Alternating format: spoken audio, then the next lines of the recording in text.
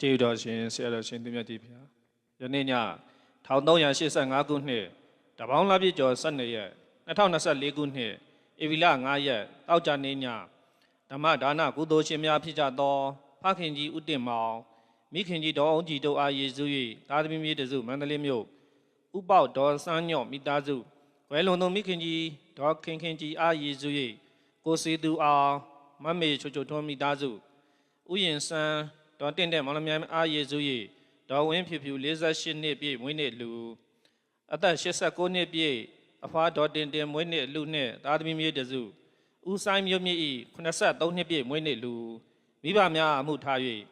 မတ်သိတ်ထပ်ပိုင်မွေးနေ့လူဒေါ်ချိုချိုဝင်းဤဧပြီ6ရက်နေ့တွင်ကြောက်ရောက်သောအသက်65နှစ်ပြည့်မွေးနေ့အလူ USA နှစ်ဖက်သောမိဘများဖြစ်ကြသောဥခင်မောင်အေးဒေါ်ခင်ကြီးဥတင်စိန်ဒေါ်မြအေးနှင့်ခင်မိုးဖြစ်သူဥခင်မောင်ထွန်းတို့အားရည်စူး၍ဒေါ်ထေးထေးကျွယ်မိသားစုရန်ကုန်မြို့မခန့်ဤတရားလူမှုတုံမြို့ဥလှညွန့်ဒေါ်တင်တင်ထေးမိသားစုဆရာတော်ဖျားမှုထား၍ဥအောင်ချစ်ဒေါ်မြမြစံမိသားစုရန်ကုန်မြို့ဖခင်ကြီးဥချုံငါအားရည်စူး၍မိခင်ကြီးဒေါ်ခင်ခင်အေးမိသားစုကြောက်တန်းမြို့ဥတင်ဝင်းဒေါ်နီအားမှုထား၍ဒေါက်တာရင်ရင်ဝင်းမိုက်ကယ်ရိုဇန်ဘရက်မိသားစုကွယ်လွန်သူဖခင်ကြီးဥဆက်ခွန်ကွယ်အားရည်စူး၍မိခင်ကြီးဒေါ်နန်းရွှေအောင်အားဥထိတ်ထားလျက်သမီးမနန်းအင်ခန့်ခမမိုးပွင့်ဖြူနှင့်မောင်နှမတစုမန္တလေးမြို့နှစ်ဖက်မိဘများကိုရည်စူး၍ဥတန်းမြင့်ဒေါ်ခင်မေမိသားစုပြည်ဦးလင်တို့မှစုပေါင်းဆင်ကျင်းပလို့အပ်သောအွန်လိုင်းဓမ္မသဘင်နှင့်ဆက်လင်း၍ကျေးဇူးတော်ရှင်ပါမောက္ခချုပ်ဆရာတော်ဘုရားကြီးမှတရားဒေသနာတော်များဟောကြားချစ်မြတ်ပေးသနာတော်ပါယံဘုရားပြည့်တော်ခြေတော်ဆုံးဥခ၍ယူသည်စွာလျှောက်ထားအပ်ပါသည်ဘုရား1385ခုနှစ်တပေါင်းလာပြီကျော်12ရက်2024ခုနှစ်ဧပြီလ9ရက်တောက်ကြနေ့၌အွန်လိုင်းမှာဟောကြားသောဒွါရဝိပဿနာရှုပွားနည်း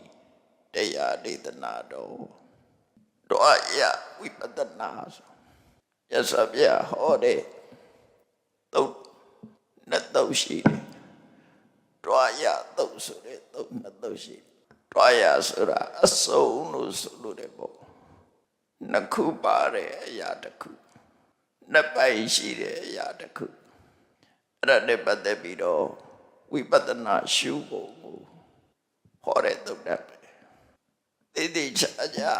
နားဆိုင်ထောက်မယ်ဆိုရင်ကိုယ်မှရှိတဲ့တရားတွေပဲဒါတွေကကိုယ်တဏ္ဍမှာရှိနေတာအကြောင်းနှစ်ခုကြောင့်ဖြစ်လာတာအကြောင်းအစုံကိုဒွါရရဲ့ပါဠိစကားအဓိပ္ပာယ်ကနှစ်ခုပါတဲ့တစုံလို့ခေါ်တဲ့အရာပေါ့နော်အစိပ်ပိုင်းနှစ်ခုရှိတယ်အဲ့ဒါကိုဒွါရလို့ခေါ်တယ်လူတွေမှာမျက်စိကနှလုံးရှိတယ်နားနှစ်ဖက်ရှိတယ်နှာခေါင်းပေါက်နှစ်ခုရှိတယ်ဒါလည်းဒွါရပဲနှစ်ခုရှိတာအဲ့ဒီနှစ်ခုရှိတာနဲ့ပတ်သက်ပြီးတော့ဝိပဿနာတရားရှုဖို့ကိုဒီသုတ်တံမှာဟောတာ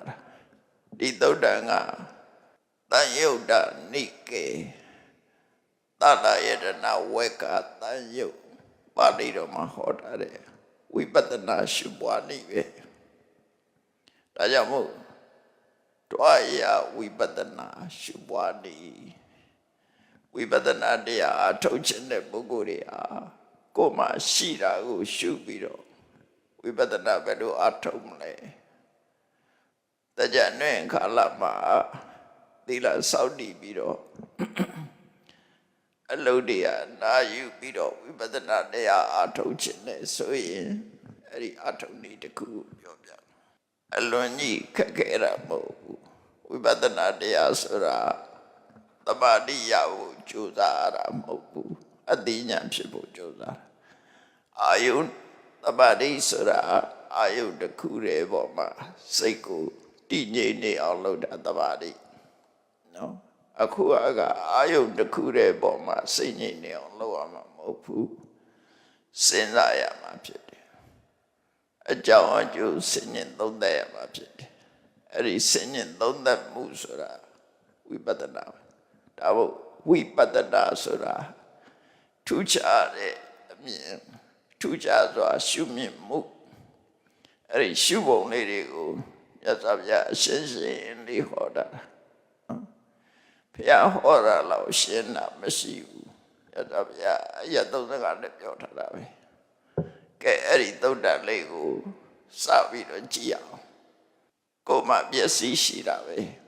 နော်ကိုရှိနေတယ်ကိုယ်တတ္တဝတရားရှိနေတယ်အဲ့ဒါတခုချင်းရှင်းပြမယ်မြတ်စွာဘုရားရဲ့စကားကိုရှင်းဥစွာမှတ်တွာယံပဋိစ္စ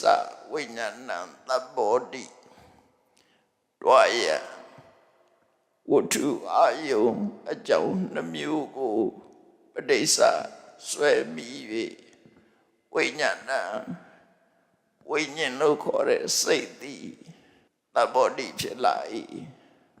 စိတ်ဖြစ်တာကိုယ်စိတ်ဆိုတာလူရဲ့တဏ္ဍမှာအမြဲတမ်းရှိနေတာမဟုတ်ဘူးသို့တော့အမြဲတမ်းဖြစ်နေတယ်အဲ့လိုတော့သိရမယ်ရှိနေတာနဲ့ဖြစ်နေတာတခြားစီနော်ရှိနေတယ်ဆိုတာစဖြစ်ကြတဲ့ကတခါမှပြတ်မသွားဘူးအဲ့ဒီရှိနေတာတစ်မျိုးဒါကဖြစ်နေတာစစ်စစ်မပြတ်ဖြစ်နေတာစစ်စစ်မပြတ်ဖြစ်နေတော့ရတ္တသွားတာမဟုတ်ဘူးလူတွေရဲ့အသိစိတ်ဆိုတာဘာကိုအကြောင်းပြုဖြစ်တာတော့ဆိုတော့အကြောင်းရှိမှဖြစ်တဲ့ဆိုတဲ့အဓိပ္ပာယ်ပဲတွားရန်ဝတ္ထုအာယုနှစ်ခုကိုနှစုံဝတ္ထုအာယုနှမျိုးစုံကိုပဋိစ္စအကြောင်းပြု၍ဝိညာဏအသိစိတ်သည်သမောတိဖြစ်ဒါလေးကိုရှုစမ်းမှတ်တာပေါ့နော်စိတ်ဖြစ်တာအကြောင်းနှစ်ခုရှိတယ်အကြောင်းတစ်ခုကဘာတော့တစ်ခုကဝတ္ထုတစ်ခုကအာယုဝတ္ထုဆိုတာဘာတော့ဆိုရင်စိတ်ဖြစ်ရဌာနဝတ္ထုဆိုတာတခြားမဟုတ်ဘူးနော်ဘာမှစကားပါတော့ဝတ္ထုလို့ခေါ်တာတွေအများနေတယ်လူတွေအပြောဖတ်ဖို့ရေးတာလဲဝတ္ထုအဲ့ဒါပြောတာမဟုတ်ဝတ္ထုဆိုတာဘယ်ဟာကိုခေါ်တာတော့ဆိုမျက်စိနာနှာခေါင်းလျှာကိုယ်ကာယဟရိယအဲ့ဒါကိုဝတ္ထုရုပ်6ပါးလို့ခေါ်တယ်အဲ့ဒါလေးကိုယင်မှတ်နော်ဝတ္ထုရုပ်6ခုရှိတယ်ကိုယ်ခန္ဓာကိုယ်ပါရှိတယ်အယ30နဲ့ပြောရင်မျက်စိရှိတယ်နားရှိတယ်နှာခေါင်းရှိတယ်လျှာရှိတယ်ကိုယ်ကာယရှိတယ်ဟရိယဝတ္ထုရှိတယ်အဲ့ဒါကိုဝတ္ထု6ပါးဝတ္ထုဆိုတာစိတ်ရဲ့ဖြစ်ရဌာနစိတ်အားဘယ်ကဖြစ်လာတယ်လဲဒီဝတ္ထုကိုမိပြုပြီးတော့ဖြစ်တာဝတ္ထုရုပ်မရှိရင်စိတ်မဖြစ်ဘူးနော်ဒါပေမဲ့ဝတ္ထုရုပ်တစ်ခုတည်းဖြစ်တယ်ရှိလို့ရလာလို့ဆိုလို့မရဘူးအဲ့တော့ဝတ္ထုဆိုတာသိပြီနော်6ခုပဲရှိတယ်ဒီတဲ့ပို့မှတ်စရာမရှိဘူးမျက်စိနာနှာခေါင်းလျှာကာယဟရိယအဲ့ဒါဝတ္ထုရုပ်6ပါးမျက်စိလို့ဆိုတဲ့နေရာမှာမျက်လုံးကြီးတစ်ခုလုံးပြောတာမဟုတ်ဘူးအရေးထင်နဲ့အလက်ကောင်မှရှိတဲ့အကြည့်ရုပ်ကလေးအဲ့ဒီမှာမှန်လေးလို့ပဲသူ့ပေါ်မှာလာပြီးတော့မျက်စိရှိတဲ့ရှိတဲ့အရာဝတ္ထုသည်အရေးလာတယ်ပတ္တာရယုတ်လို့ခေါ်တယ်နော်ပတ္တာရဆိုတာအာယုံကိုအာယုံရဲ့အရေးထင်တဲ့ရုပ်ကိုပြောတယ်နော်အဲ့တော့မျက်စိကတော့ဟုတ်တယ်အရေးထင်တာနားကြတော့အရေးထင်တာမဟုတ်ဘူးမျက်စိတစ်ခုတည်းသာပြောတာနော်မျက်စိရှိတယ်မျက်လုံးကြီးတစ်ခုလုံးမဟုတ်ဘူးမျက်လုံးကြီးရဲ့အလယ်မှာရှိတယ်အကြည့်တက်ကလေးအယုတ်ရှိတဲ့နေရာအဲ့ဒါလေးကိုသက္ခုပတာရယုတ်လို့ခေါ်တယ်အဲ့ဒါကဝတ္ထုနော်နောက်တစ်ခုကနာဆိုတာလည်းပဲနေရကြည့်တစ်ခုလုံးမဟုတ်ဘူးနာတွေမှာရှိတယ်အတန်ကိုဖာယူနိုင်တဲ့နေရာလေးကိုသောတာလို့ခေါ်တယ်သောတာပတာရ အဲ့ဒါလေဝတ္ထုယုတ်တစ်ခုနှာခေါင်းဆိုတာလေဒီနှာခေါင်းကြီးတစ်ခုလုံးကိုပြောတာမဟုတ်ဘူးနှာခေါင်းအတွင်းမှာစိတ်ခွာတရရှိတဲ့အတားတော်တွေပါတယ်ကိုယ်နှာခေါင်းကိုနိုင်ကြည့်ပေါ့အတားတော်တွေလို့အနုနေတာလေအဲ့ဒီမှာလာထိလို့ရှိရင်အနံ့ကိုဖမ်းယူနိုင်တယ်နော်အနံ့ကိုဖမ်းယူနိုင်တဲ့နေရာလေးကကာဏဝတ္ထုလို့ခေါ်တယ်လက်ရကြတော့လက်ရရဲ့အလက်ကောင်းမှာရှိတဲ့အရာသာကိုဖမ်းယူနိုင်တဲ့နေရာလေးကစီဝဝတ္ထုလို့ခေါ်တယ်နောက်တစ်ခုကကာယပတာရတော့တကူလုံးမှရှိတယ်ခန္ဓာကိုယ်အနံ့ပြထိရင်သိတဲ့နေရာအလုံးနော်မသိတဲ့နေရာဥပမာပဲဆက်ပြဆိုမသိဘူးဆက်ရင်ဆိုသိစပင်းရဲ့ဖြာဆိုရင်ကိုင်ကြည့်မသိဘူးကိုင်ဘက်မသိဘူးအဲ့ဒါလို့မသိတဲ့နေရာကိုတော့မယူရဘူးထိလို့သိတဲ့နေရာကာယပတာရဆိုတာအလုံးတကူလုံးမှရှိနေတယ်အခုခေတ်ကတော့ဘာပြောတော့စစ်သေးရှင်ရှိတယ်မရှိဘူးအာယုံကြောတဲ့ပြောကြတယ်ပေါ့နော်အာယုံကြောမရှိမသိဘူးလို့ပြောဒါကတော့မြတ်စွာဘုရားရဲ့စကားကကာယပတာရကိုယ်ကာယမှာထိလို့သိတဲ့တရားလေးအဲ့ဒါကာယဝတ္ထုဟရိယကြတော့တချို့ကနှလုံးသားတချို့ကအုံနောက်အဲ့ဒီနှစ်ခုကြားမှာစဉ်းစားတဲ့အခါမှာအုံနောက်ကအလုတ်လုတ်တာဖြစ်တယ်ချစ်ချင်းမုန်းခြင်းအာယုန်နဲ့ဆုံတွေ့တဲ့အခါမှာခုံတာကနှလုံးသားဖြစ်တယ်နော်အဲ့ဒါနဲ့ပြောမယ်ဆိုလို့ရှိရင်နှလုံးသားနဲ့အုံနောက်ဆက်သွယ်လာတဲ့တရားသည်စိတ်ရဖြစ်ရဟရိယလို့မြတ်စွာဘုရားက location လို့ခေါ်တယ် location လို့ခေါ်တဲ့နေရာဌာနကိုဘယ်နေရာလို့မပြောဘူးဝတ္ထုလို့ပဲပြောလိုက်တယ်ဟရိယဆိုတဲ့စကားလုံးကနောက်မှထည့်တာနောက်မှထည့်ပဲလို့ဟရိယဆိုတဲ့စကားလုံးကိုအတိပ္ပယ်နှစ်ခုယူရတယ်ဟရိယနှလုံးဆိုတာစိတ်ကိုပြောတာတစ်ခုကနောက်တစ်ခုကနှလုံးဆိုတာသူရဲ့ခန္ဓာကိုယ်မှာရှိတဲ့နှလုံးသားနှစ်ခုရှိတယ်နော်အဘိဓမ္မာကျမ်းနဲ့ကတော့ဘယ်လိုရေးတော့ဆိုစိတ်ဟာဘယ်မှာဖြစ်တော့ဆိုရင်ခန္ဓာကိုယ်ကြီးတစ်ခုလုံးကိုသွေးရလက်ပတ်နေတာအဲ့သွေးလက်ပတ်နေတဲ့အချိန်မှာနှလုံးသားထဲမှာရောက်ရှိနေတဲ့တလက်စွန်ပမာဏရှိတဲ့သွေးထဲမှာရှိတဲ့ရုပ်ကိုတရားဝတ္ထုလို့ခေါ်တာပြရတဲ့အရာမဟုတ်ဘူးနှလုံးသားကြီးကိုခေါ်တာပြောတာမဟုတ်ဘူးနော်အဲ့တော့ဒါကဣချာတိဘုကမြတ်စွာဘုရားကတိတိကျကျဟောမပေးခဲ့ဟောမပေးတာဘာလို့ဟောမပေးတာတော့ဆိုနှလုံးရုပ်ဟာကျန်တာတွေ့တာကြတော့အုံနောက်တဲ့သက်ဆိုင်နေချစ်ချင်းမုန်းခြင်းကြတော့နှလုံးသားနဲ့သက်ဆိုင်နေအဲ့တော့ခန္ဓာကိုယ်မှာရှိတဲ့အင်္ဂါရက်တွေကသူ့လို့ကိုသူ့လို့ကြတာနှလုံးသားရဲ့အလုတ်ကခန္ဓာကိုယ်တစ်ခုလုံးမှာရှိတဲ့သွေးတွေကိုလက်ပတ်အောင်နော်ပတ်သဘောမျိုးပေါ့ညစ်ပြီးတော့သွေးတွေလက်ပတ်အောင်လုပ်တာဒါခဏခေပြောတဲ့စကားနှလုံးသားခုံပြီးတော့သွေးတွေကိုခန္ဓာကိုယ်မှာဖြန့်ပေးတယ်ဒါသူ့လုပ်တယ်အဲ့တော့ဟရိယဝတ္ထုယုတ်ဆိုတာဘယ်မှာရှိတာတော့ဆိုရင်အဲ့ဒီလက်ပတ်နေတဲ့နှလုံးသားထဲမှာရှိတဲ့သွေးမှာနှလုံးသားထဲကသွေးမှာဒီလိုဆိုလို့လေပေါ့အဲ့တော့သွေးဆိုတာလေနှလုံးသားကနေပြီးတော့ပို့လိုက်တဲ့သွေးကအုံနောက်ရောက်တာအကယ်၍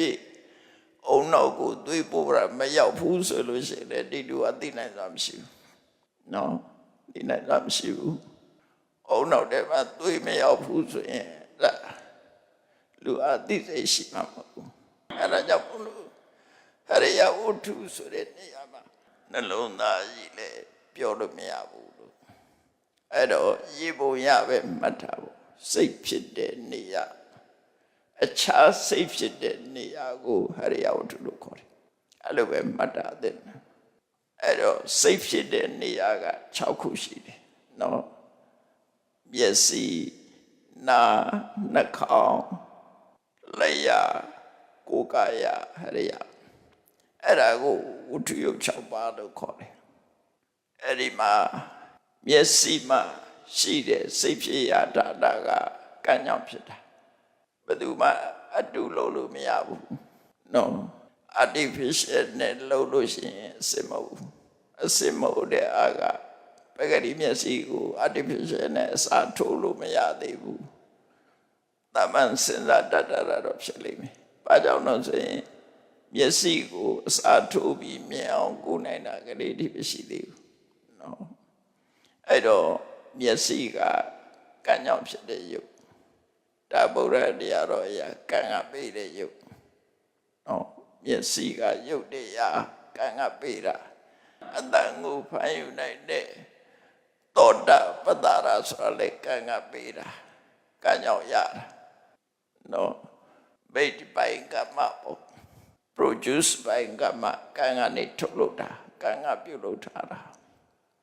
ဒါကြောင့်မို့ကံမကောင်းတဲ့ပုဂ္ဂိုလ်တွေကမျက်စိပါခြင်းမှာပါလာမွေးတဲ့ကမျက်စိမပါတဲ့ပုဂ္ဂိုလ်ရှိတယ်အလင်းအောင်မရတဲ့နော်နာမကြတဲ့ပုဂ္ဂိုလ်ရှိတယ်မျက်စိမမြင်တဲ့ပုဂ္ဂိုလ်ရှိတယ်မျက်စိမမြင်တဲ့ပုဂ္ဂိုလ်ကိုစစ်စန္ဒလို့ခေါ်တယ်မွေးတဲ့ကမျက်စိမမြင်တာပတ္တရယုတ်ပါမလားမကြတဲ့ပုဂ္ဂိုလ်ကိုဒါစစ်စပတိရလို့ခေါ်တယ်ပတိရဆိုတာကံနေတာဆောရနာမကြတွေပါဒီယုတ်တွေမပါလာဘူးလေယာကံနဲ့လို့တော့မရှိဘူးကိုယ်ပြီးယောဂဖြစ်ရင်တော့ရတာမသိဘူးလို့ပြောတယ်မွေးတဲ့ကရှာမရတာမရှိဘူးဆိုတာတော့မဖြစ်ဘူးနော်လေယာကံနာတော့ရတာပြက်တာတော့ယောဂကြောင့်ဖြစ်နိုင်တယ်ကာယပတ္တရထိရာတိမသိဘူးဆိုလက်ပရိုစီယောဂနဲ့ဆိုလို့ရှိရင်တော့တချို့ sensation ပြတ်သွားတာတွေရှိတယ်ထုံသွားတယ်ထိမှမသိတော့ကာယပတ္တရပြတ်သွားတယ်အဲ့ဒီနာကလည်းအတန်ကိုဖန်ယူနိုင်တဲ့သောတာပတ္တရနာကလည်းကံကပေးတာပဲဖြစ်တယ်နှာခေါင်းကလည်းကံကပေးတာပဲဖြစ်တယ်လျှာကလည်းကံကပြုလုပ်တာဖြစ်တယ်ကိုယ်ကာယပတ္တရကလည်းကာယပတ္တရကလည်းကံကြောင့်ဖြစ်တာဖြစ်တယ်ဟရိယဝတ္ထုကလည်းကံကြောင့်ပဲဖြစ်တယ်တခြားဥတုအာရစိတ်တို့ကြောင့်မဖြစ်နိုင်ဘူးရုပ်ဖြစ်ခြင်းအကြောင်းတရား၄မျိုးကံစိတ်ဥတုအာဟာရအဲ့ဒီမဲ့ကံဆိုတဲ့အကြောင်းတရားကမှဟောဒီဝတ္ထုယုတ်6ပါးကိုထုတ်လုပ်တယ်နော်ဒါကိုရင်မှတ်ရမယ်ဝတ္ထုယုတ်6ပါးအကံကြောင့်ပဲဖြစ်တယ်ဟုတ်ပြီဒါကစိတ်ဖြစ်ဖို့ရအတွက်ဝတ္ထုဆိုတဲ့အကြောင်းတစ်ခုပဲဒါစိတ်ဖြစ်ဖို့သူရှိုံနဲ့ဖြစ်လာလို့ဆိုရင်ဖြစ်သေးဘူးနော်မျက်စိရှိုံနဲ့မြင်တယ်ဆိုတာမဖြစ်ဘူးနားရှိုံနဲ့ကြားတယ်ဆိုတာမဖြစ်ဘူးလျှာရှိုံနဲ့ရတာသိတယ်ဆိုတာမဖြစ်သေးဘူးကိုယ်ကာယရှိုံနဲ့နှာခေါင်းရှိုံနဲ့နံသိတယ်ဆိုတာမဖြစ်သေးဘူးလျှာရှိုံနဲ့ရတာသိတယ်မဖြစ်သေးဘူးကိုယ်ကာယရှိုံနဲ့ထိသိဆိုတာမဖြစ်သေးဘူးဟရိယဝတ္ထုယုတ်ရှိုံနဲ့ပဲကြံတွေးသိတယ်အသိရှိတယ်ဆိုတာမဖြစ်သေးဘူးစိတ်မဖြစ်သေးဘူးဖြစ်သမျှစိတ်တွေဟာနော်မျက်စိကိုမိပြီးတော့ဖြစ်တဲ့စိတ်ကနှစ်ခုပဲရှိတယ်သက္ခုဝိညာဉ်စိတ်နှစ်ခုကုသိုလ်ကြောင့်ဖြစ်တယ်အကုသိုလ်ကြောင့်ဖြစ်တယ်နှစ်ခုအဲ့ဒါတွေကအကျိုးဝိပဿစိတ်တွေဖြစ်တယ်အတိတ်ကကံကြောင့်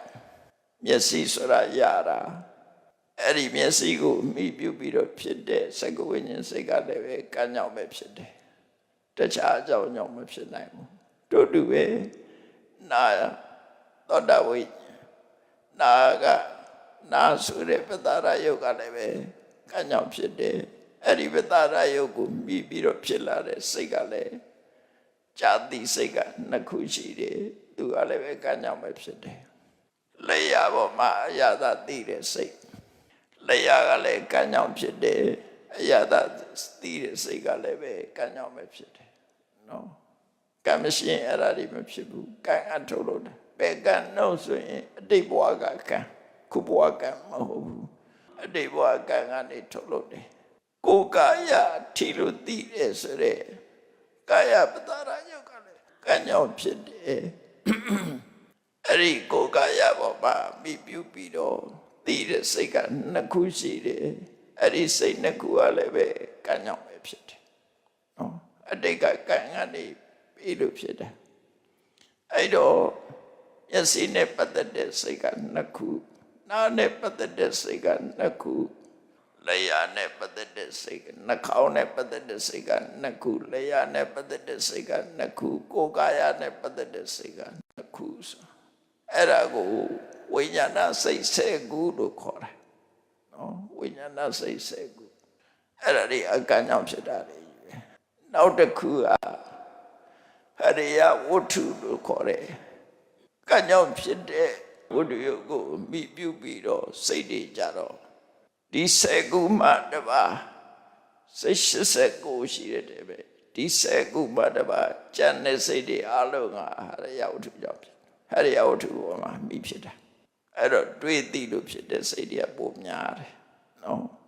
မျက်စိနဲ့ပတ်သက်ရင်စိတ်နှစ်ခုပဲရှိတယ်သောတာနဲ့ပတ်သက်တာစိတ်နှစ်ခုကာဏနဲ့ပတ်သက်တာစိတ်နှစ်ခုဇီဝနဲ့ပတ်သက်တာနှစ်ခုကာယနဲ့ပတ်သက်တာနှစ်ခု10ခုအဲ့ဒီ10ခုကလွယ်လို့ရှိရင်ဇာတာတွေကဟရိယဝတ္ထုလို့ဆိုတယ်နှလုံးသားပေါ်မှာပြီးတော့ဖြစ်တဲ့စိတ်တွေကြီးပဲဒါကဝတ္ထုယုတ်ဆိုတာစိတ်ဖြစ်ရတာကိုပြောတာနော်စိတ်ဖြစ်ရတာတွားရမှဒါအကြောင်းတစ်ခုပဲပြောသေးတယ်ကောင်းပြီနောက်တစ်ခုကပါတော့မျက်စိထဲမှာလာထင်တဲ့အစင်အာယုံဆိုတာရှိတယ်အဲ့ဒါကိုရူပယုံလို့ခေါ်တယ်အစင်အာယုံဆိုတာသူကြတော့ကံကြောင့်နဲ့မကဘူးစိတ်ကြောင့်ဖြစ်တာရှိတယ်ဥရုကြောင့်ဖြစ်တာရှိတယ်အာရကြောင့်ဖြစ်တာရှိတယ်ကံကြောင့်ဖြစ်တာရှိတယ်အဲ့တော့သူကြတော့အကြောင်း၄ပါးကြောင့်ဖြစ်တဲ့ယုတ်လို့အဲ့လိုပဲပြောနော်မျက်စိမှာထင်ဟလာတဲ့အာယုန်ဒီအကြောင်း၄ပါးကြောင့်ဖြစ်တဲ့အာယုန်ဖြစ်တယ်ရူပလို့ခေါ်တဲ့အစင်ယုတ်ဆိုတာတချို့ကကာလလာဖွန်လာနှစ်ခုဖွန်ဆိုတာပုံမှန်တတ်တာကာလဆိုတာအယောင်အစင်အယောင်နော်အစင်ယုတ်ဆိုတာကာလကိုပြောတာလည်းမဟုတ်ဘူးဖွန်ကိုလည်းပြောတာမဟုတ်ဘူးနှစ်ခုလုံးကိုပြောတာနော်နှစ်ခုလုံးဟာတပည့်နေနိပါဠိတော်မှာအစင်ယုတ်လို့ဆိုတဲ့ပဲပုံမှန်တတ်တာတွေပါပြောထားတာရှိတယ်နော်အလင်းရောင်ကလည်းပဲအစင်ယုတ်ပဲအမောင်ကလည်းအစင်ယုတ်ပဲလူတွေကထင်တယ်မောင်တာကိုမမြင်ရဘူးလို့ထင်တယ်မြင်ရတာပေါ့မြင်ရလို့ပဲမောင်လိုက်တာလို့ပြောတာပေါ့မောင်တာကိုလည်းမျက်စိအပြည့်လို့ရတယ်အမောင်နဲ့မှတခြားပစ္စည်းမမြင်ရတာရှိတာအမှန်ကိုအမောင်ကိုမြင်ရတယ်နော်မောင်နဲ့ဆိုပဲနေတာပဲလေမြင်ရတာပဲလင်းနေတာလည်းမြင်ရတယ်မောင်းနေတာလည်းမြင်ရတယ်အပြာတို့အလုံးတို့လေးတောင်တို့မြင်ရတာပဲဒါတွေလေမြင်တဲ့ထက်ပါပါတယ်အဲ့တော့တချို့ကမေးတယ်ဖုံးလို့ခေါ်တဲ့ပုံမှန်တဏ္ဍာကိုမြင်တာလားကာလလို့ဆိုတဲ့အယောင်ကိုမြင်တာလားလို့ဆိုရင်တစ်ခုလုံးမြင်တဲ့လိုပဲဖြစ်ရမှာနှစ်ခုလုံးနဲ့ဆိုင်တယ်တချို့ကြတော့ဒီနောက်မှတွေးကြည့်တာဆိုပြီးတော့မျက်စိထဲမှာအဲ့ဒီပုံစံမဟုတ်ဘူးလို့ပြောတဲ့ပုဂ္ဂိုလ်တွေလည်းရှိတယ်အဲ့တော့နှစ်ခုစလုံးတပည့်သင်္ကနီပါဠိတော်မှာအမောင်းလည်းပါတယ်လင်းလည်းပါတယ်အလုံးလည်းပါတယ်အပြားလည်းပါတယ်ကာလလည်းပါတယ်အကုန်လုံးကိုဆိုလိုတာကမျက်စိနဲ့မှသိနိုင်တဲ့အရာခတ်သိမ်းကိုအစင်ရုပ်လို့ခေါ်တယ်လို့မှတ်တာအဲ့ဒါအတွက်ဆုံးပဲဒါကြောင့်မို့အင်္ဂလိပ်လိုပြန်တဲ့အခါမှာတချို့စာအုပ်တွေကကာလလို့ပြန်တယ်တချို့စာအုပ်တွေကျတော့ဖုံးလို့ပြန်တဲ့စကားလုံးကတော့ visible object လို့ပြန်တာအဲ့ဒါတော့ကောင်းတယ် visible object ဆိုတာမြင်လို့ရတဲ့အရာလို့ပြောလိုက်တာနော်မျက်စိထဲမှာမြင်လို့ရတဲ့အရာမှန်သမျှ visible object အဲ့ဒါကိုဆိုလို့တယ်ပေါ့နော်အဲ့ဒါဟာကံစိတ်ဥဒုအာရအကြောင်းလေးပါကြောင့်ဖြစ်တယ်။နောက်အတန်ကြတော့စိတ်နဲ့ဥဒုနှစ်ခုကြောင့်ပဲဖြစ်တယ်။နော် စိတ်ကြောင့်ဖြစ်တဲ့အတန်ရှိတယ်ဥရုကြောင့်ဖြစ်တဲ့အတန်ရှိတယ်ဥမာမဲ့မိုးချိန်တဲ့အတန်နေဆိုတာဥရုကြောင့်ဖြစ်တာပိုက်တဲ့ကတခါတခါကိုယ်အလုပ်တာမဟုတ်ဘဲနဲ့တကူကူနဲ့မြည်တာလေဥရုကြောင့်ဖြစ်တယ်လို့ခေါ်တယ်လူတွေစကားပြောတဲ့အတန်နေငှက်တိတ်ဩတဲ့အတန်နေသက်ရှိတ attva တွေဩတဲ့အတန်နေကစိတ်ကြောင့်ဖြစ်တယ်နော်သစ်ပင်တွေကလေတိုက်လို့ကျိုးကြားရင်ဒါဥရုကြောင့်ဖြစ်တယ်လို့အဲ့တော့အတန်ဖြစ်ခြင်းရဲ့အကြောင်းကနှစ်ခုရှိတယ်ဘာလို့စိတ်နဲ့ဥတုအဲ့နှစ်ခုမှနောက်အနံ့နှာခေါင်းထဲမှာသိရတဲ့အာယုံကအနံ့အဲ့ဒီအနံ့ကြတော့အကြောင်းလေးမျိုးကြောင့်ဖြစ်တယ်နော်ကံကြောင့်ဖြစ်တဲ့အနံ့ရှိတယ်စိတ်ကြောင့်ဖြစ်တဲ့အနံ့ရှိတယ်ဥဒုကြောင့်ဖြစ်တဲ့အနံ့ရှိတယ်အာရကြောင့်ဖြစ်တဲ့အနံ့ရှိတယ်အဲ့ဒီထဲမှာဉာဏ်ဉာဏ်ဖမှန်စကိုင်းမှာတော့ငါဆရာဝန်တယောက်ကမေးဘူးတယ်နော်စိတ်တစားခန္ဓာစိတ်ကြောင့်ဖြစ်တဲ့အနံ့ဆိုတာတတိပြနိုင်သလားလို့ဆိုအဲ့ဒီမဲ့ဒီတတ္တဝါတကောင်အင်္ဂလိပ်လိုတော့နာမည်မေ့နေပြီအဲ့ဒီတတ္တဝါအဲ့ဒီတတ္တဝါကယန္တုတွေ့လို့ရှိရင်ဒုက္ခနာကိုအနံ့တွေကိုထုတ်တာနော်စိတ်ကြောင့်ဖြစ်တဲ့အနံ့အဲ့ဒါတချို့တတ္တဝါတွေကယန္တုကိုပြန်ပြီးတော့တိုက်ခိုက်ဖို့အတွက်ခန္ဓာကိုယ်ကအနံ့တွေကိုလွတ်တယ်အဲ့ဒါသူစိတ်ကြောင့်ဖြစ်တာလေအဲ့တော့စိတ်ကြောင့်ဖြစ်တဲ့အနံ့ဆိုတာရှိတယ်လို့စိတ်ကြောင့်ဖြစ်တဲ့အနံ့စိတ်တစားအနံ့အဲ့တော့ကံကြောင့်ဖြစ်တဲ့အနံ့ရှိတယ်တချို့ကခန္ဓာကိုယ်ကအနံ့နေဆိုးတယ်ကြိုင်ညာကအနံ့နေပိုးဆိုးတယ်ခန္ဓာကိုယ်ကထွက်တာကံကြောင့်ဖြစ်တဲ့အနံ့တချို့ဟာနော်အနံ့ကတချို့ကြတော့ကိုယ်တတ်သိကြလောက်အောင်ဆိုးတဲ့အနံ့ရှိတယ်အဲ့ဒါကံကြောင့်အနံ့ပုံနေတဲ့အနံ့မျိုးတွေအဲ့ဒီအနံ့တွေကမွေးရပါအနံ့တွေအနံ့ဆိုတာရှိတယ်အဲ့ဒါကံကြောင့်ဖြစ်တာအစာအာဟာရကြောင့်တိဉ္ဉ်သည်စားလို့တိဉ္ဉ်သည်နန်းနိုင်တော့အာဟာရကြောင့်ဖြစ်တယ်လို့ပြောနော်တိဉ္ဉ်သည်စားချွေးထွက်ရင်အရက်တောက်ပြီးတော့ချွေးထွက်ရင်အရက်နံ့နေထွက်တယ်အဲ့ဒါကြတော့အာဟာရကြောင့်ဖြစ်တယ်လို့ပြောမှာပဲအဲ့တော့ကံကြောင့်လည်းဖြစ်တယ်စိတ်ကြောင့်လည်းဖြစ်တယ်ဥရုကြောင့်လည်းဖြစ်တယ်အာဟာရကြောင့်လည်းဖြစ်တယ်ဒီအနံ့ကအကြောင်းလေးမျိုးလို့ဒီလိုမှတ်သားတယ်နောက်တစ်ခါအရာသာဆိုတာပစ္စည်းဝတ္ထုတွေမှာရှိနေတာဖြစ်တော့ကံကြောင့်ဖြစ်တာလည်းရှိတယ်စိတ်ကြောင့်ဖြစ်တာလည်းရှိတယ်ဥရုကြောင့်ဖြစ်တာလည်းရှိတယ်အာဟာရကြောင့်ဖြစ်တာလည်းရှိတယ်အရာသာအထီးအတွေ့ကြတော့အထီးအတွေ့ဆိုတာဘာကိုခေါ်တာတော့ဆိုရင်ပထဝီတေဇောဝါယောဒီသုံးခုကိုခေါ်တာဓာတ်ကြီးလေးပါးတဲ့ကအဘောမပါပထဝီတေဇောဝါယောအခုຫນွေရသည်ပူတယ်ဆိုတာအဲ့တေဇောဆောင်းရသည်ကြတော့အေးတယ်ဆိုဒီတွေ့ကော်ဖီတောက်တဲ့အခါကော်ဖီကအေးနေပြီကော်ဖီကပူလိုက်တာဒါကတေဇောကိုသိတာနော်တေဇောကိုသိတာအစာစားတဲ့အခါမှာသမင်းချက်တာကမာလိုက်တာဆိုလို့ရှိရင်ဒါပထဝီသမင်းချက်တာကပြော့တယ်ပဲလို့ကြောဝါတဲ့ကပဲလို့ကြောကမာလိုက်တာပထဝီသိတာအဲ့ဒါနော်အဲ့တော့ပြောတာပါတာသိတယ်ပူရာအေးတာသိတယ်နောက်ပြီးတော့တွန်းကန်တာလှုပ်ရှားတာသိတယ်အဲ့ဒါဝါယောဆိုလိုတာကအထီးတွေ့ကြတော့ပထဝီတေဇောဝါယောအဲ့ဒီသုံးမျိုးပဲရှိတယ်အဲ့ဒါကိုဖုဒ္ဓဘာယုံလို့ခေါ်တယ်ဖုဒ္ဓဘာယုံကတကြီးသုံးမျိုးကိုခေါ်တာအဘောဆိုတာကရှေးကိုပြောတာမဟုတ်ဘူးအဘောဆိုတာစုစည်းတဲ့သဘောနဲ့ပြိုဝင်တဲ့သဘောဒီနှစ်ခုကိုခေါ်တာအဲ့ဒါကထီလို့မရဘူးလူတွေကထင်လိုက်ပဲအဘောဆိုတာရေးဆိုတာထီလို့ရတယ်ထင်တယ်ထီလို့ရတယ်လေရေးထီရင်ဘာတွေးမလဲ softness ပြောပြအောင်ပဲတွေးမယ်ရေကိုလဝါနဲ့ပုတ်ကြည့်ပါလားအတန်ထွက်လာတယ်အဲ့ဒါပထဝီပဲ ပျော့ပြောင်းတာပဲတွေ့မယ်ပူရာအေးရာတွေ့မယ်အဲ့ဒါတေဇောရှည်တွေ့မှာမဟုတ်ဘူးပူရာအေးရာတွေ့မယ် softness ဆိုရယ်ပျော့ပြောင်းတာတွေ့မယ်တွန်းကန်တာတွေ့မယ်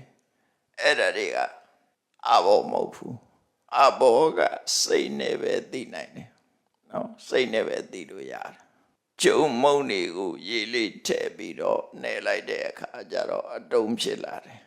အဲ့ဒါဘယ်သူကအတုံးဖြစ်စေတာတော့ဆိုအဘောကဖြစ်စေတာဒါပေမဲ့လို့အဲ့ဒီမုံတုံကြီးကိုကင်ကြည့်ရင်ပြောတာနဲ့မာတာပဲသိမယ်ပူရာအေးတာပဲသိမယ်တွန်းကန်တာပဲစူးစီးတယ်ဆိုတဲ့သဘောကိုစိတ်နဲ့ပဲသိရတယ်ဒါကြောင့်မို့အဘောကထိတွေ့လို့မရဘူးလို့ဆိုအဲ့တော့ပထဝီတေဇောဝါယောဆိုတဲ့ဒီဓာတ်ကြီးသုံးပါးလည်းပဲကံကြောင့်ဖြစ်တာရှိတယ်ဥဒုကြောင့်ဖြစ်တာရှိတယ်အာဟာရကြောင့်ဖြစ်တယ်စိတ်ကြောင့်ဖြစ်တာရှိတယ်ဥဒုကြောင့်ဖြစ်တာရှိတယ်အကြောင်း၄ပါးကြောင့်ဖြစ်တယ်အဲ့တော့နောက်တစ်ခုဉာဏ်ကိုတော့ဒီမျက်စိနာနာလျာကာယနဲ့ပတ်သက်တဲ့အယုန်တွေကိုတော့ရူပယုံတတ္တယုံကဏ္ဍယုံရတယုံဖုဒ္ဓဘာယုံလို့ခေါ်တယ်စိတ်သက်တဲ့အရိယဝတ္ထုနဲ့ပတ်သက်ပြီးတော့သိတဲ့အာယုန်တွေကြတော့အရိယဝတ္ထုယုံမှာပတ်သက်ပြီးသိတဲ့အာယုန်တွေကြတော့ဓမ္မယုံလို့သုံးလိုက်တာတရားနာတဲ့ဓမ္မယုံကိုပြောတာမဟုတ်ဘူး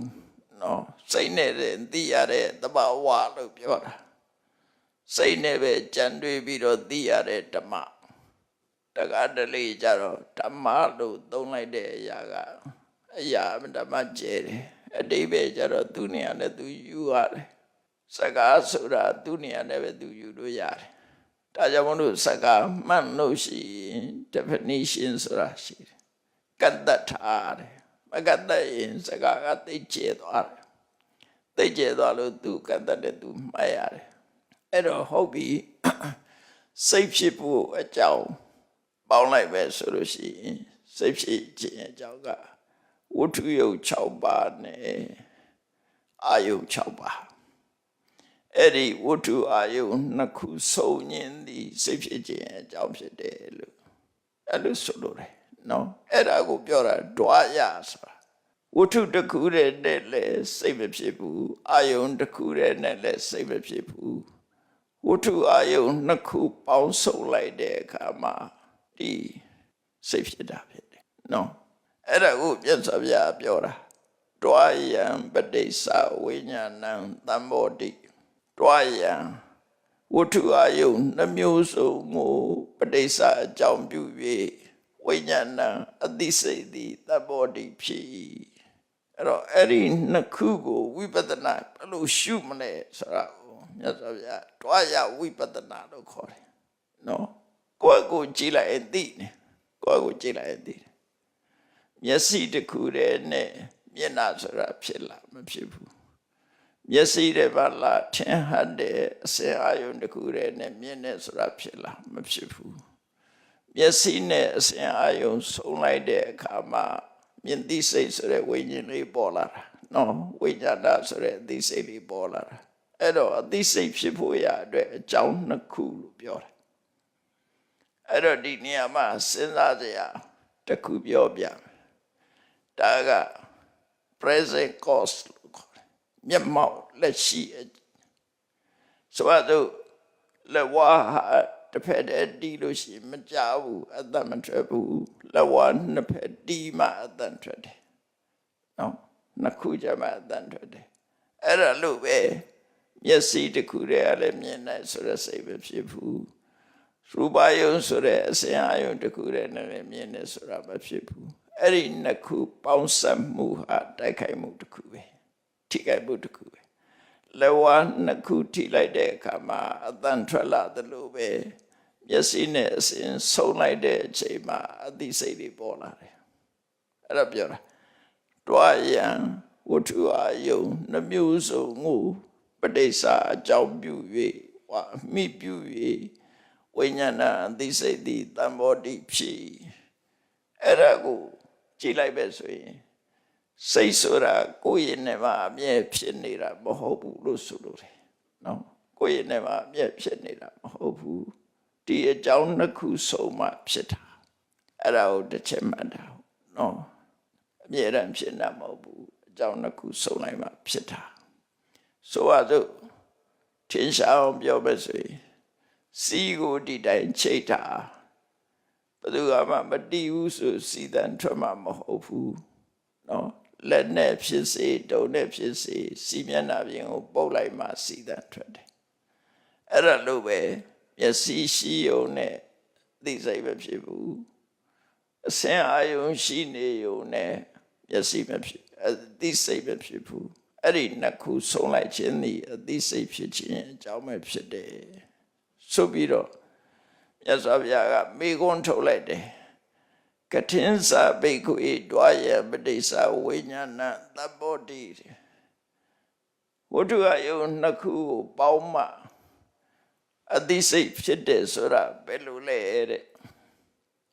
ဘယ်လိုဖြစ်တာလဲလို့ဆိုတော့အဲ့ကြရမှရှင်းပြတယ်နှစ်ခုဆိုတာဘာလဲဆိုပြီးတော့ရှင်းပြတော့စက္ခုံစပဋိစ္စရူပိစ္စဥပ္ပစ္စတိစက္ခုဝိညာဏစက္ခုံစစက္ခုပဒါရကို၎င်းရူပိစ္စအစဉ်အာယုန်တို့ကို၎င်းပဋိစ္စအကြောင်းပြု၍စက္ခုဝိညာဏစက္ခုဝိညာဉ်စိတ်ဆိုတဲ့မြင်သိစိတ်သည်ဥပ္ပစ္စတိဖြစ်ပေါ်လာ၏အဲ့တော့ပြောတာတွားရဆိုတာနော်မျက်စိနဲ့အစဉ်အာယုန်နှစ်ခုကိုမိပြုလိုက်တဲ့အခါမှာစက္ခုဝိညာဉ်စိတ်ဖြစ်တယ်ဒါသိတဲ့ဉာဏ်စိတ်တွေနဲ့မဆိုင်ဘူးသောတာဝိညာဉ်စိတ်ကာတဝိညာဉ်ဇီဝဝိညာဉ်ကာဝိညာဉ်နော်ဟရိယနဲ့ပေါင်းတတ်ကြတော့မနောဝိညာဉ်လို့ခေါ်တယ်ဝိညာဏစိတ်ဆက်နော်စိတ်ရှိစကိုခွဲလိုက်တဲ့အခါမှာ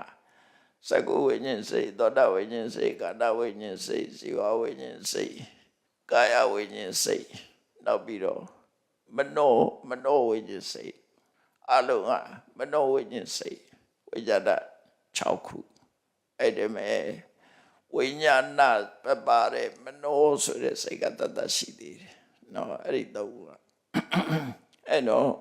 တွားရဝိပဿနာရှုပုံကိုမြတ်စွာဘုရားကရှုရမယ့်တရားလေးတွေဘယ်လိုဖြစ်လာလဲဆိုတာရှင်းပြတာနော်ကိုယ်မှဖြစ်နေတာဆိုတာသိရမယ်နော်ကိုယ်မှဖြစ်တာ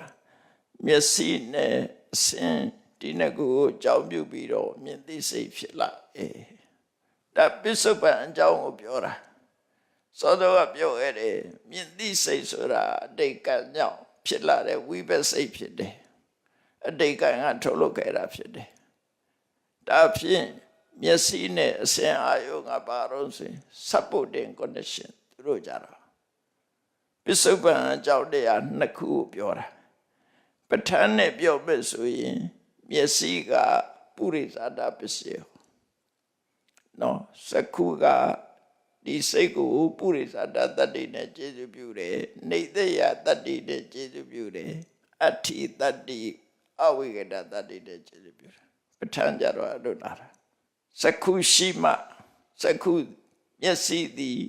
ဒီမြင်သိစိတ်ကလေးကိုနေသယတတ္တိနဲ့ကျေစုပြုတယ်ပုရိသတာတတ္တိနဲ့ကျေစုပြုတယ်အဋ္ဌိတတ္တိနဲ့ကျေစုပြုတယ်နော်အဝိကတတတ္တိနဲ့ကျေစုပြုတယ်သူရှိနေတော့ရူပအစင်ကြတော့အာရဗဏတတ္တိနဲ့ကျေစုပြုဒါကပစ္စုပန်မှာမျက်စိနဲ့အစင်ဒီနှစ်ခုသည်ပဋ္ဌာန်းနဲ့ဆက်ဆွဲပြလိုက်ပဲဆိုရင်ဒိဋ္ဌိယပစ္စယောနဲ့အာရဗဏပစ္စယောပေါင်းလိုက်တာပေါ့နှစ်ခုပေါ့နော်သူ့အကြောင်းနဲ့သူဖြစ်ကြတာအဲ့တော့အဲ့ဒီကြမှာစက္ခုဝိညာဉ်စိတ်လေးဖြစ်လာတာသူကကံကြောင့်ဖြစ်တာကံဆိုတဲ့အကြောင်းတရားကြောင့်ဖြစ်တာမှန်တော့လည်းပဲအမြဲရှိနေတာမဟုတ်ဘူးပစ္စုပန်အကြောင်းတရားကိုမိပြီးတော့မှ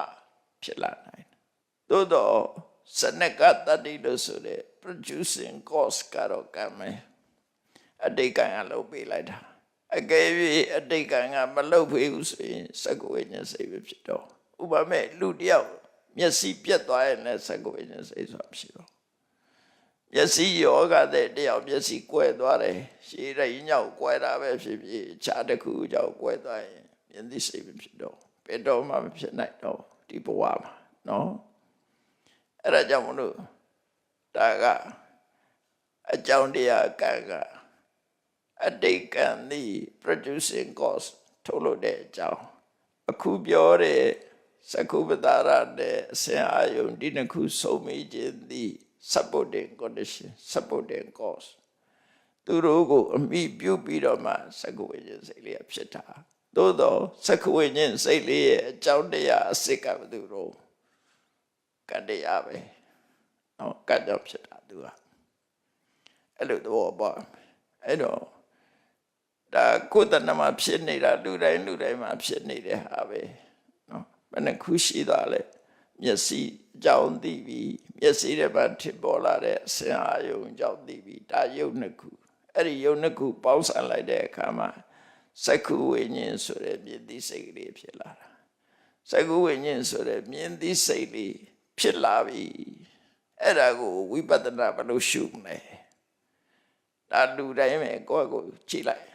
နော်မျက်စိကိုကြည့်လို့ရတယ်အဲ့တော့မြတ်စွာဘုရားကဝိပဿနာရှုပုံလေးကိုဘယ်လိုဟောတော့ဆိုသက္ခုအဒိသံဝိပရိနာမိအညထာဘာဝီမျက်စိဆိုတဲ့သက္ကုဝတ္တရာယုတ်ကလေးအားတဲ့အနိစ္စထာဝရရှိနေတာမဟုတ်ဘူးငြိမ်းနေတာမဟုတ်ဖြစ်ပြီးပြက်နေတာဖြစ်စဉ်တစ်ခုတည်းမှာနေတာဒီတိုင်းကြည့်တော့ငါမျက်စိမျက်ရှိနေတာပဲလို့ထင်လိမ့်မယ်လူရဲ့ခန္ဓာကိုယ်မှာရှိတဲ့ဆဲလေးတွေက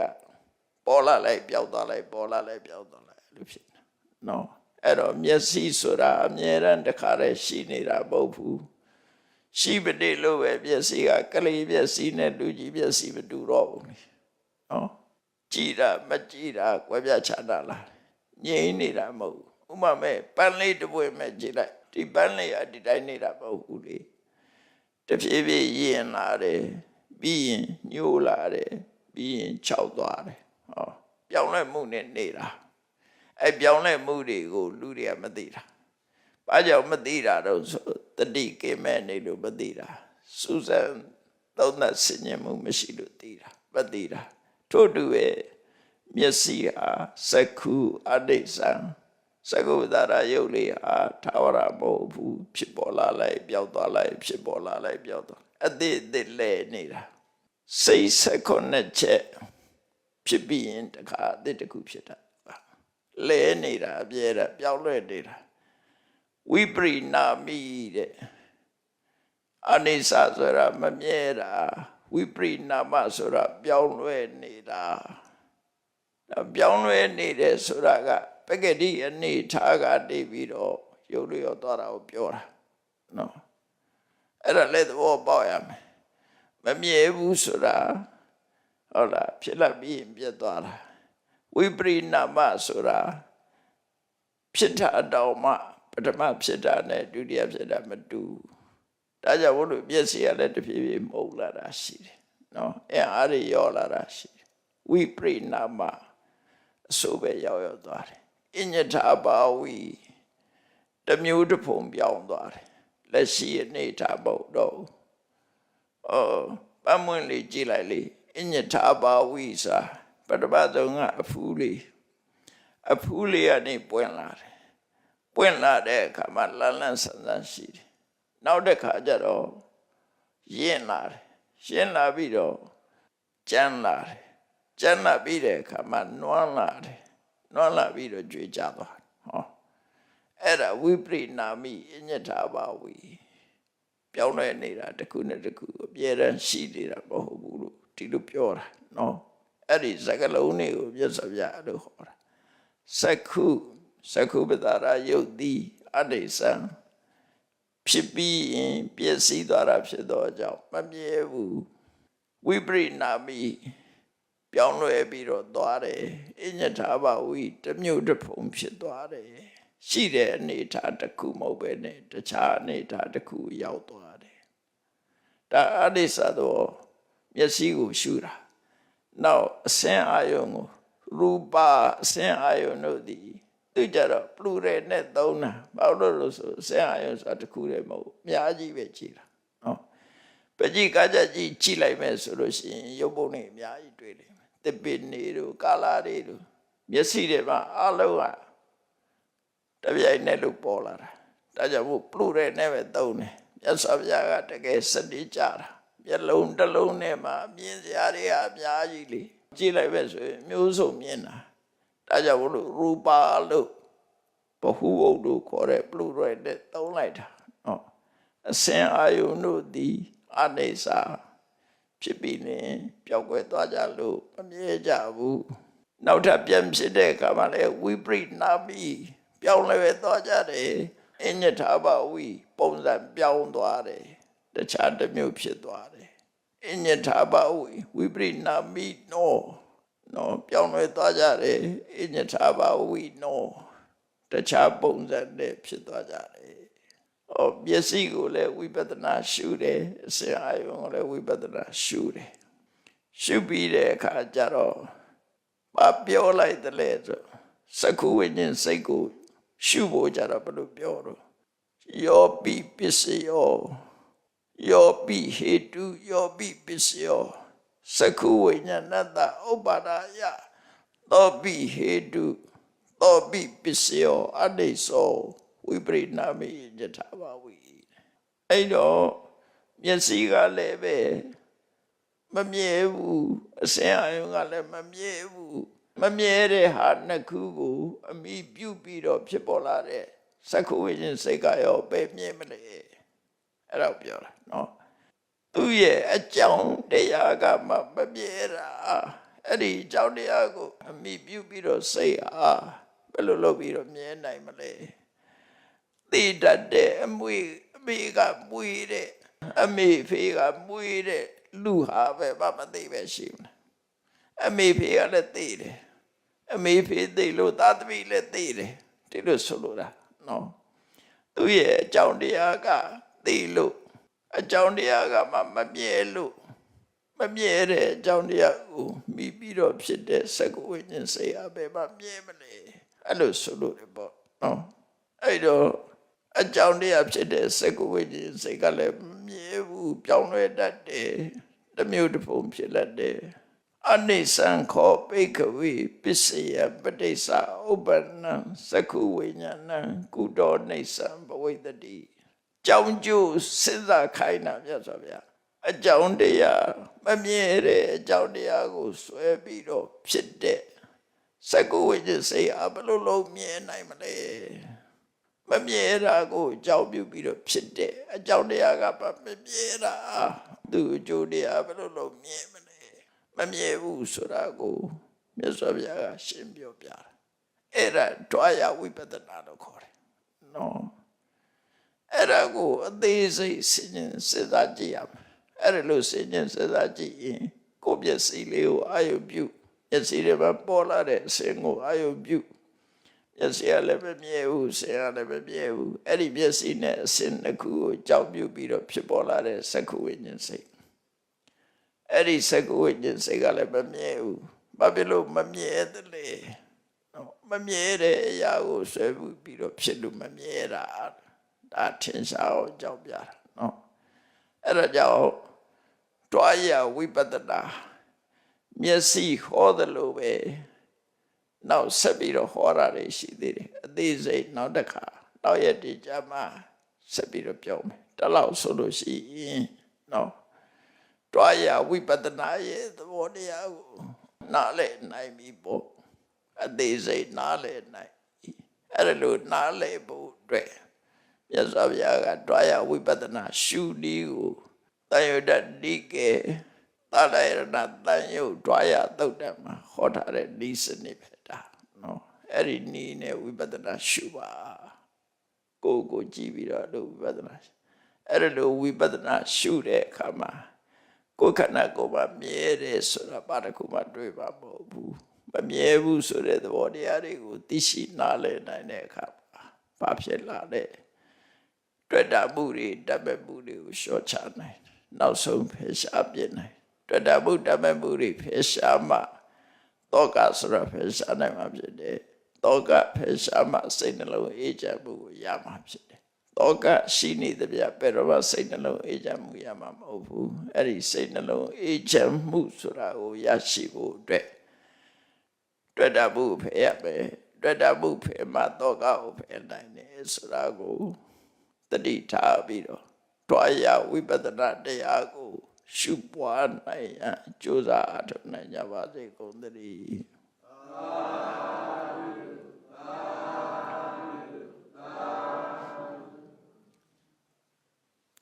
ဒီတဲ့ချာယာအရှင်ဖေယဖေယတပည့်တော်တို့သည်ဓမ္မတိညာရရှိမှသာလျှင်နိဗ္ဗာန်ချမ်းသာကိုမျက်မှောက်ပြုနိုင်ပါသောကြောင့်ဓမ္မတိညာရရှိစေရန်ရည်တန်ကြလျက်ဓမ္မတပင်စင်ကြင်ပါပြုလုပ်ကြ၍အဝဒဒါနာဓမ္မဒါနာတရားလူတော်ကိုပေးလူကြပါကုန်၏တရားတော်မြတ်ကိုယုတ်တိလေးမြတ်စွာမမတသာအာယုန်ထားလျက်နာကြားကြပါကုန်၏တရားတော်မြတ်ကိုတတ္တဗဝတ္ထုစုစုတို့ဖြင့်ပူဇော်ကြပါကုန်၏ယနေ့ယခုအထုပ်ပြုလုပ်ကြရသော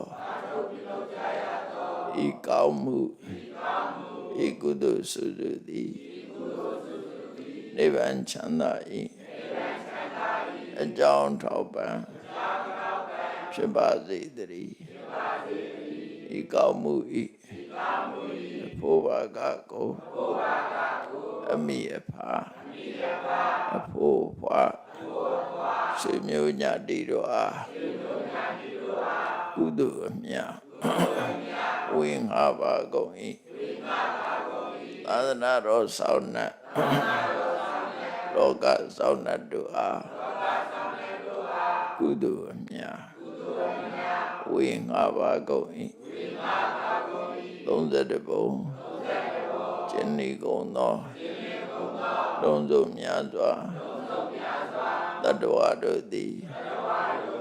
ကုသိုလ်အမြတ်ကိုယ်စီရကြကုန်သည်ဖြစ်၍ကိုယ်စိတ်နှပြ